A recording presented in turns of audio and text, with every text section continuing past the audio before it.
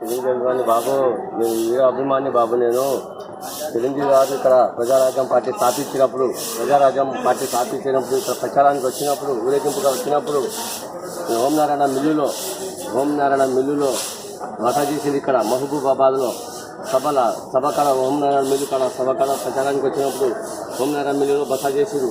అప్పుడు నేను అన్నా చిరంజీవి గారికి అన్నా, మన పురిట వీరభద్ర స్వామి టెంపుల్ ఉన్నది, అది మనం కొల్లెర దాటిపోతున్నాం, మనం ఇక్కడ పూజ చేసుకొని పోవాలని చెప్పిన. అయితే పోదాం బాబు అని చెప్పేసి మాట తీసేసి వెళ్ళిపోయాడు.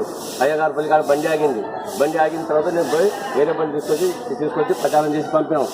ఈ శ్రీ వీరభద్ర స్వామికి కొన్ని హామీలు ఇస్తున్నాడు చిరంజీవి గారు. నేను ముఖ్యమంత్రి అయితే గెలిస్తే ఒక హామీ చేస్తా అని చెప్పిండు.